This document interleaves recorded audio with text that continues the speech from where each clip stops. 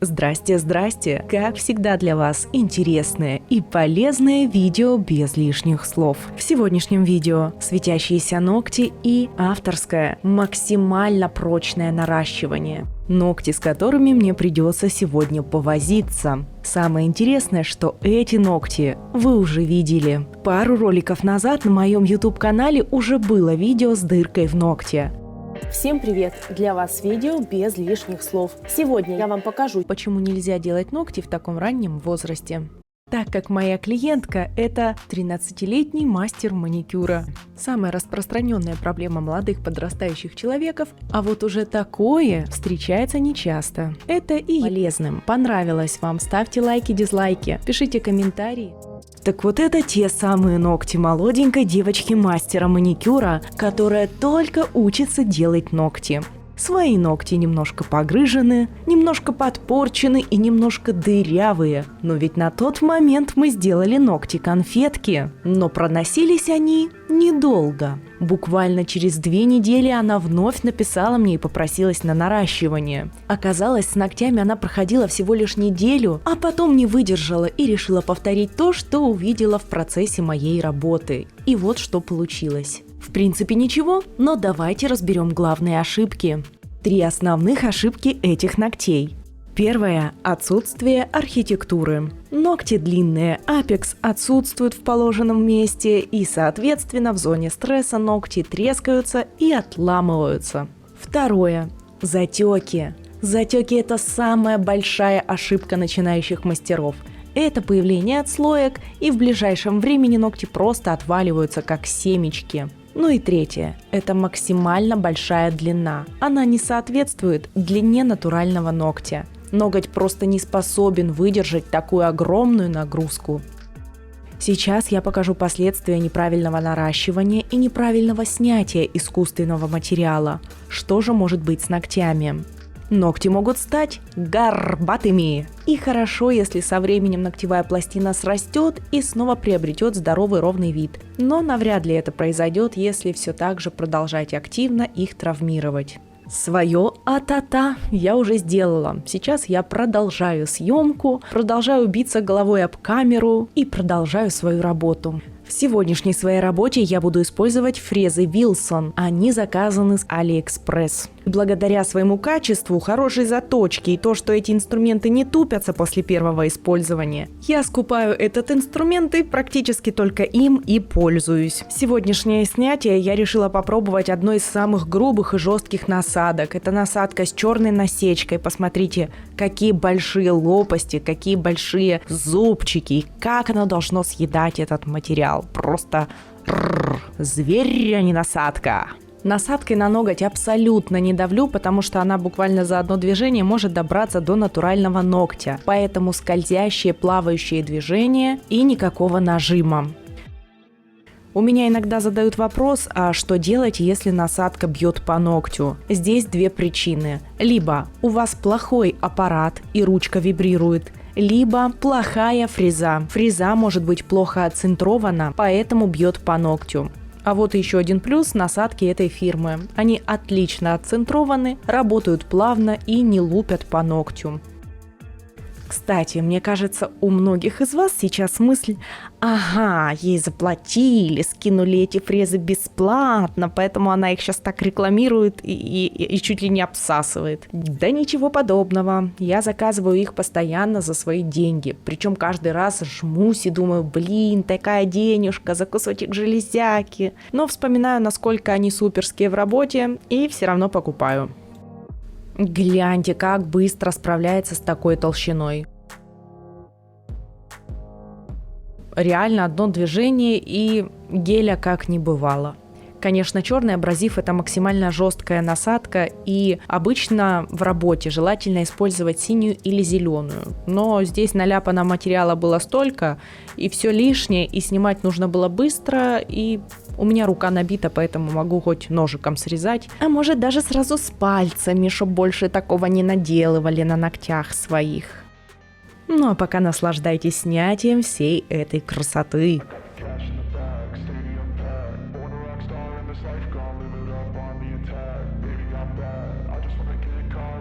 Life, I'm crazy, I'm mad. Do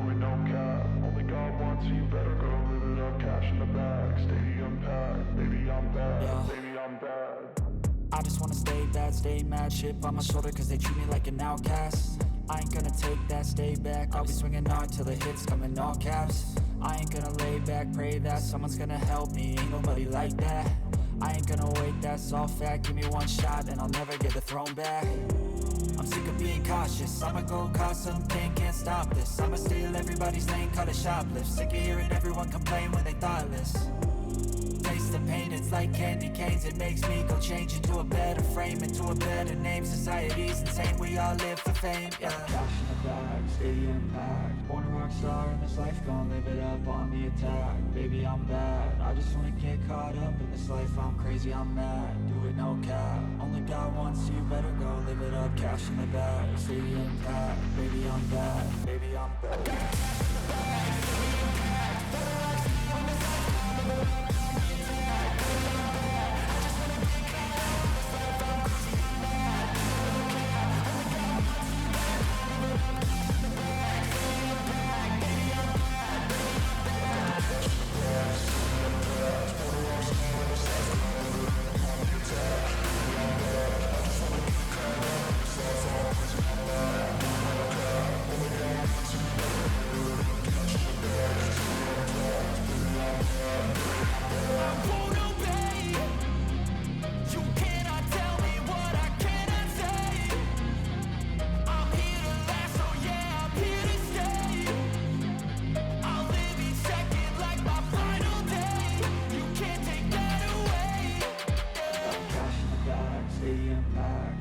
Star in this life, gon' live it up on the attack. Baby, I'm bad, I just wanna get caught up in this life. I'm crazy, I'm mad, do it no cap. Only got one, so you better go live it up. Cash in the bag, stadium packed. Baby, I'm bad, baby, I'm bad.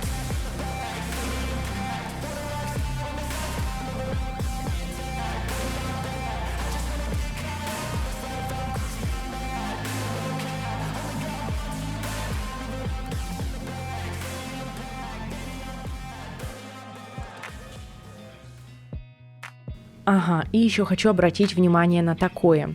Здесь наращивание довольно свежее, буквально день-два, и присутствуют довольно объемные затеки геля на кожу. Так вот эти затеки и гель вокруг кожи не стоит убирать такой грубой насадкой, ведь если черным абразивом прогрестись по коже, будет такой фарш, что ой-ой-ой, лучше не экспериментировать. Поэтому гель вокруг кожи с вот этими вот всеми затеками оставляем, и его я уберу, но немножко другой фрезой.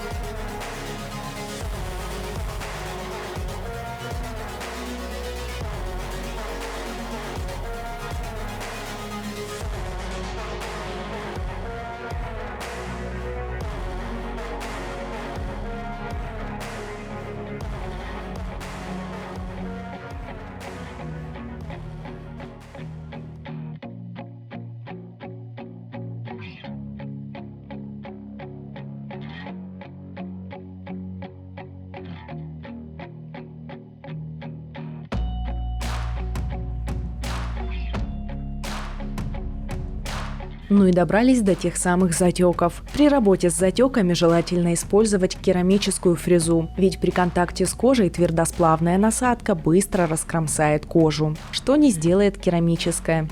Также насадку необходимо брать узкую, иглообразную. Кожу хорошо оттягиваем и выпиливаем этот бортик ненужного геля.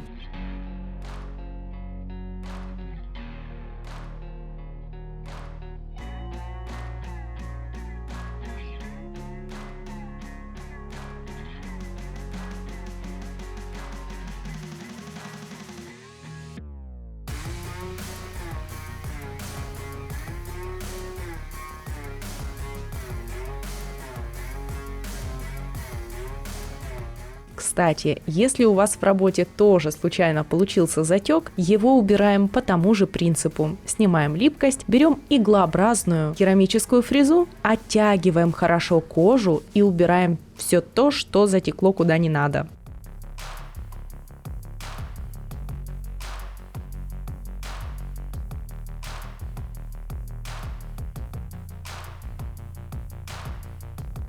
Все затеки и уже появившиеся отслойки подковыриваю хрустальной палочкой.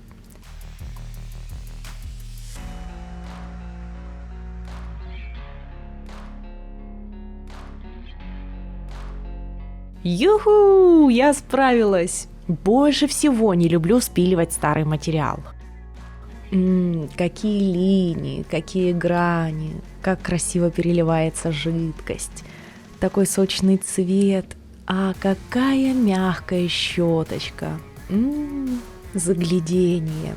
И все это только про щеточку от пыли. Она такая мягкая, она такая прикольная. Клиенты от нее в восторге. Она не стерилизуется. Ее можно продезинфицировать. И этого будет вполне достаточно. Ссылку на все материалы, которые я использовала в работе, оставлю в описании под видео. Далее беру счастливую пилочку любимого клиента. Пилочки одноразовые. После каждой работы пилочки я дезинфицирую и выбрасываю.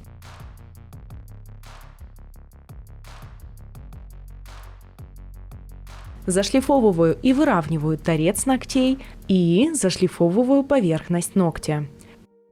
Торец ногтя мы пилим движениями туда-сюда, но завершаем движениями в одну сторону, чтобы натуральный ноготь не расслаивался.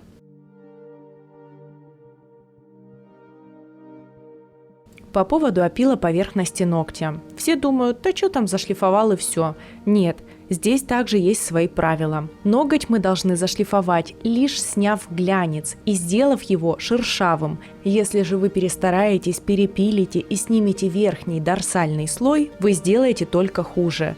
Истончив ногтевую пластину, покрытие держаться будет очень и очень плохо, ведь следующий слой ногтевой пластины, промежуточный, он влажный и эластичный. Так что не перепиливаем, а лишь зашлифовываем самую поверхность.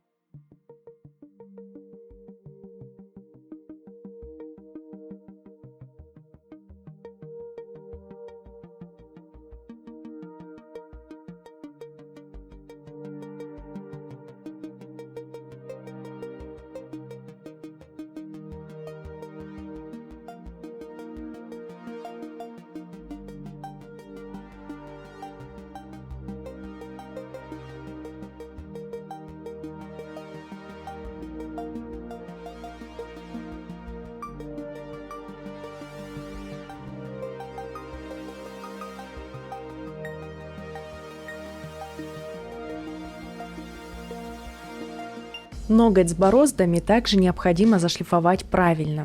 Здесь есть углубления, в которых есть расслойки. Так вот, пилочкой мы эти расслойки и борозды зашлифовываем настолько, насколько позволяет это сделать пилочка. А там, где пилочка не достала, мы поможем себе фрезой, но немножко позже.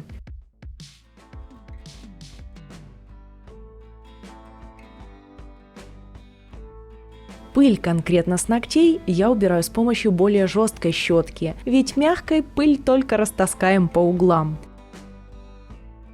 Далее отклеиваю кутикулу и приподнимаю ее с помощью хрустальной палочки.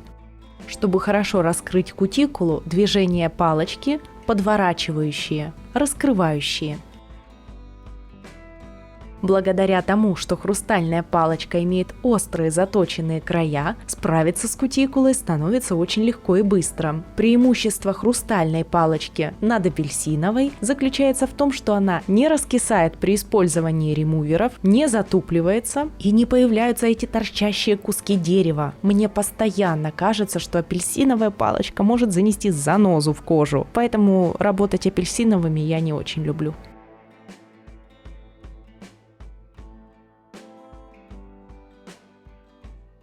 Эти хрустальные палочки одноразовые. Они продаются большим набором разных цветов. После использования дезинфицируем и выкидываем. Фреза фирмы Wilson с алмазным напылением, с синей насечкой. Аппарат на форварде на 11 часов. Необходимо зашлифовать внутреннюю часть кутикулы. Также, едва касаясь насадкой ногтя, снять птеригий.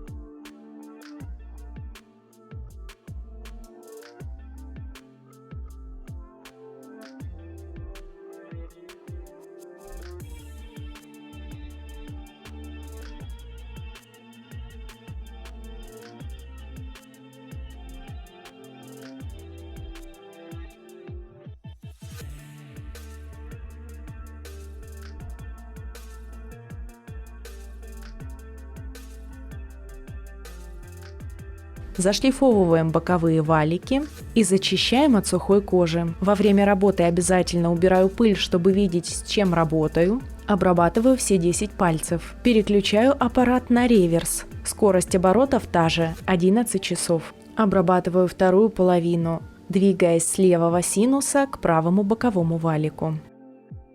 Для облегченного среза разворачиваю кутикулу. Так более подробно видно ту колбаску, которую необходимо срезать.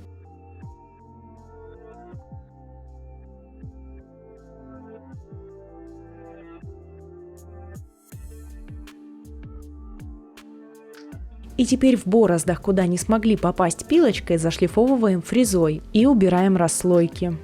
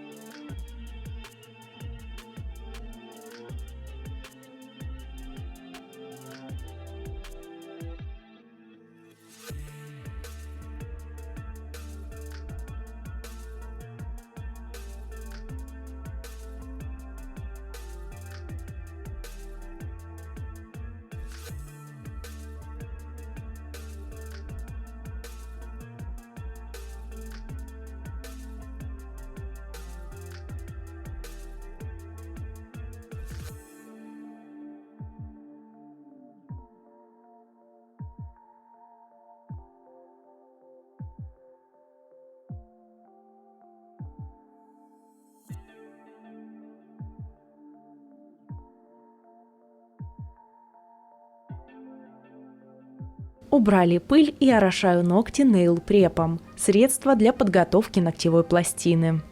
Иногда помогаю себе салфеткой убрать пыль там, где она могла забиться. Но это по ситуации. Иногда делаю, иногда нет. Беру новенький кислотный праймер фирмы Born Pretty. Такая солидненькая упаковка, стеклянный флакон. Я, если честно, такие не очень люблю, потому что мне постоянно мало места, я кручусь и боюсь локтем двинуть так, чтобы что-нибудь не разбить. Но удобная синтетическая кисть. Она узкая и длинная, набирает нужное количество средства. Хватает на 5 пальчиков и нагребает не такое количество, чтобы оно растекалось по всему пальцу, а все в меру. Праймер наносим на 2/3 ногтя, не затекая на кожу. Кислотный праймер сохнет на воздухе несколько секунд. Перед наращиванием в качестве подложки я использую раббер-базу фирмы Reforma. Кистью с флакона оставляю мазок на каждом ногте.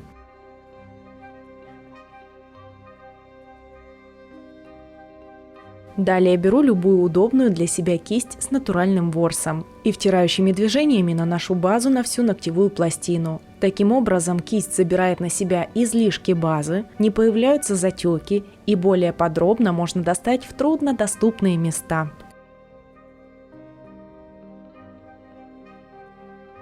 Попробуйте работать дополнительной кистью намного быстрее и удобней.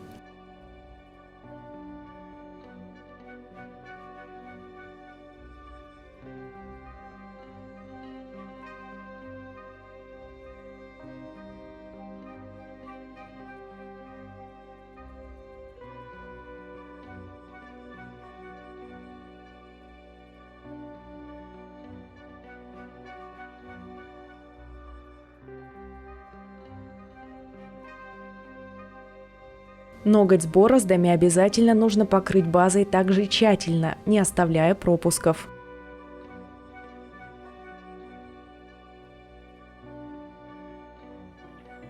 Далее переходим к авторскому способу наращивания. Это наращивание супер прочное. Носиться оно будет даже у тех, у кого никогда ничего не носилось и не держалось. Таким образом, я наращиваю уже, наверное, года 3, но только в самых тяжелых случаях. Первое, что необходимо сделать, это взять кусочек стекловолокна. Придерживая один край стекловолокна с помощью силиконовой кисти, я вытягиваю и распрямляю вторую часть до плоского веера. С помощью острых ножниц или щипчиков необходимо нарезать стекловолокно шириной приблизительно 2 см, длина около 3 см. Далее подбираем под каждый ноготь жидкую типсу нужного размера. Не верхнюю форму, нам необходима плоская типса. Сейчас будем делать суперпрочное наращивание длины без выкладки архитектуры. Далее необходимо взять любую базу. Я взяла Patricia Nail, ведь Reforma более густая, а для более комфортной работы этим способом понадобится более жидкий материал. На внутреннюю часть типсы наношу базу. Базу наношу до той длины, до которой хотим нарастить ногти. На внутреннюю часть типсы, на мокрую базу, выкладываем кусочек вырезанного стекловолокна, ближе к краю, где будет кутикула. Стекловолокно распределяем тонким пластом по всей поверхности типсы.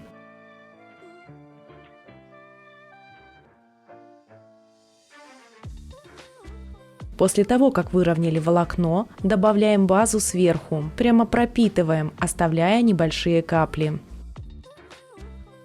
Теперь аккуратно эту типсу прикладываем к ногтю, делая отступ от кутикулы в 2 мм, и плотно опускаем типсу, прижимая ее к ногтевой пластине.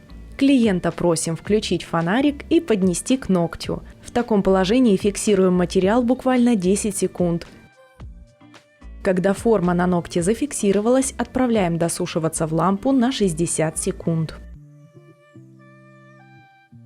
В это время работаем с другой рукой. И повторяем все то же самое. Внутреннюю часть типсы покрываем тонким слоем базы. Наносим до нужной длины и формы. На невысушенную базу выкладываем пласт стекловолокна и распределяем по всей поверхности.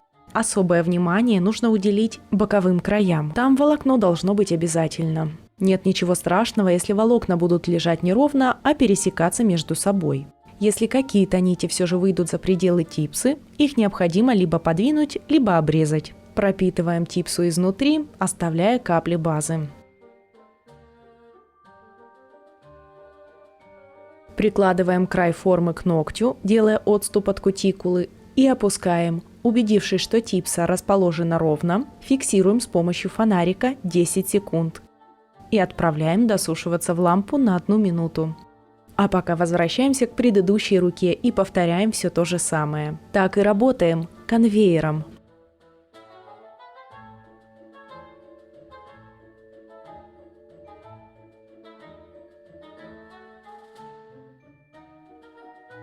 Даже на горбатом ногте такое наращивание подойдет, ведь база заполнит все ямки и углубления, а стекловолокно сделает ноготь суперпрочным.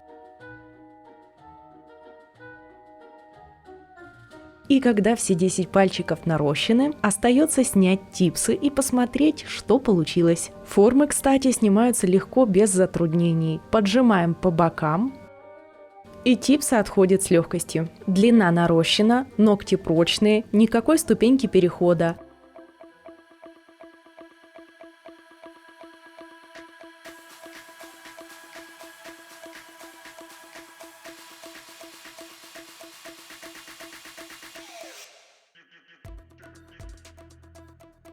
Теперь с помощью твердого геля, полигеля или каучуковой базы, чем вам удобнее работать, выстраиваем архитектуру.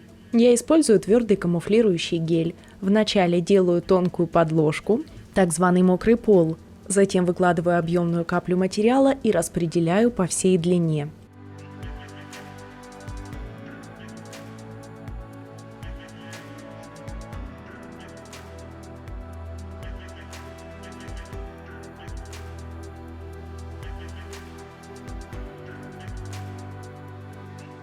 Переворачиваю пальчик, помогаю материалу стянуться туда, куда нужно.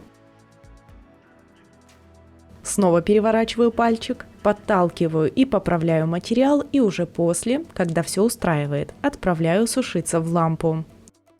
Остается выполнить опил. Корректирую торец, боковые параллели, нижние параллели и поверхность ногтя. Обязательно при опиле такой длины фиксировать палец клиента. Фиксируйте в зоне ногтевого ложа, чтобы во время пиления туда-сюда ноготь не совался туда-сюда и клиент не испытывал дискомфорт.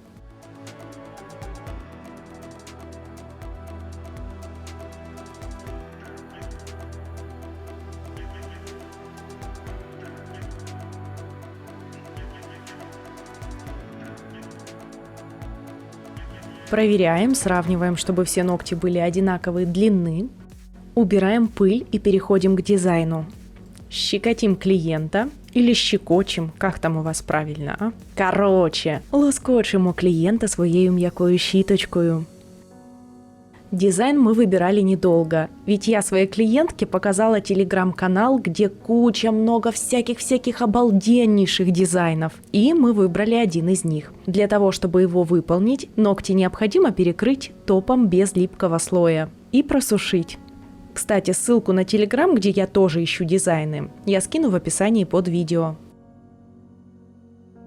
Когда финишное покрытие просохло, на палитру оставляю цвета, как на картинке. С помощью тонкой кисти на ногтях рисую сердечки разного размера в разных местах и не сушу в лампе.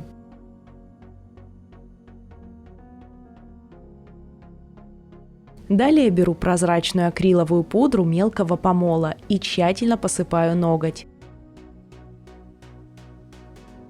Даю пару секунд, чтобы пудра впиталась в гель-лак, и отправляю сушиться в лампу приблизительно на 40-60 секунд.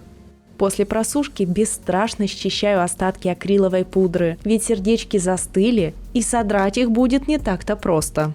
Ну и пришло время полюбоваться на результат. На одной руке под кутикулой хлопья юки и разноцветный френч. Вторая рука у нас полностью в сердечках, объемных сердцах. Это выглядит очень мило. Прямо няшно, но в то же время ярко и привлекательно.